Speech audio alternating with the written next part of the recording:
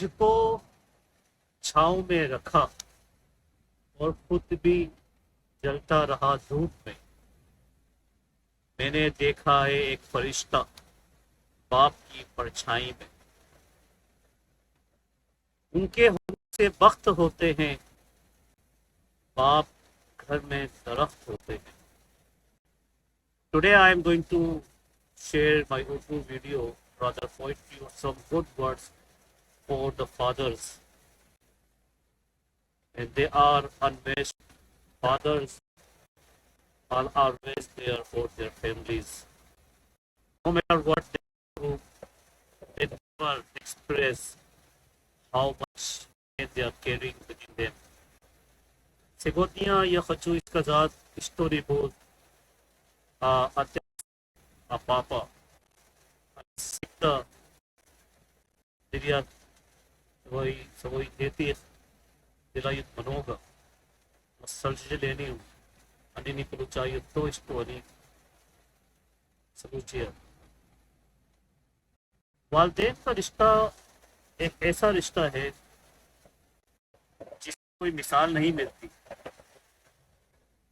रब्बे कायनात ने जब वालिदैन का रिश्ता बनाया तो हमें जगह जगह पढ़ने को मिलता है कि उसमें कहीं कहीं कहा गया कि अल्लाह पाक की रजामंदी भी उसी में मिलती है। यहाँ तक कि भी देखा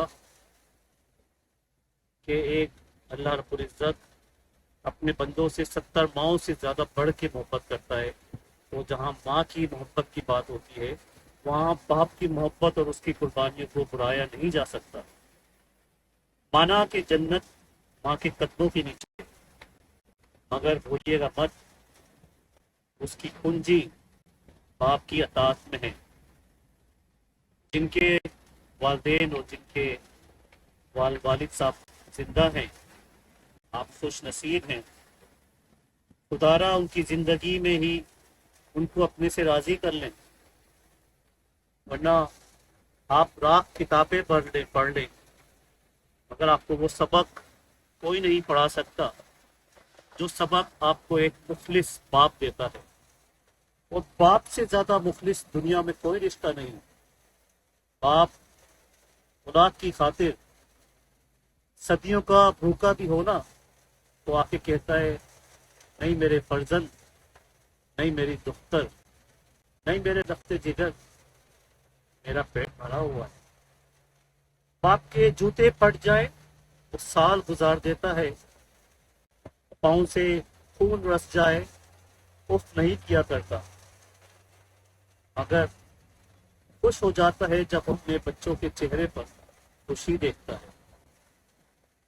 हम बहैसियत औलाद ये रिश्ता, ये कुर्बानियां अक्सर और बेशतर उस वक्त समझते हैं जब हमारे सरों से ये दरख्त और ये साइबान रुखसत हो जाता है।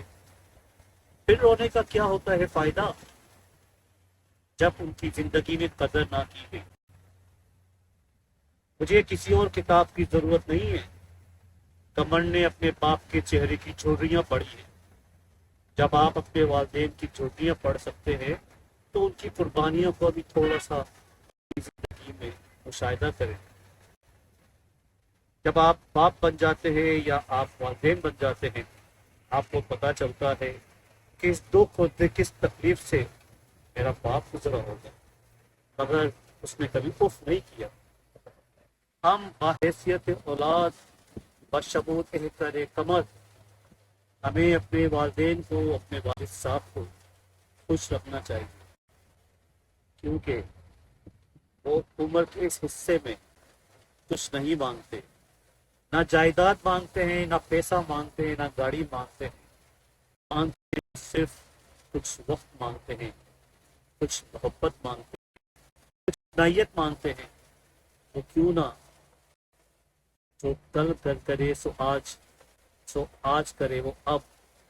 क्यों ना अभी उठे, अपने वालिद को, अपनी माँ को गले लगाए, उनके माथे को बोसा दें, उनसे कहे प्यारे अब्बू मेरे लायक कोई खिदमत, आए चले कहीं घूम के आते हैं।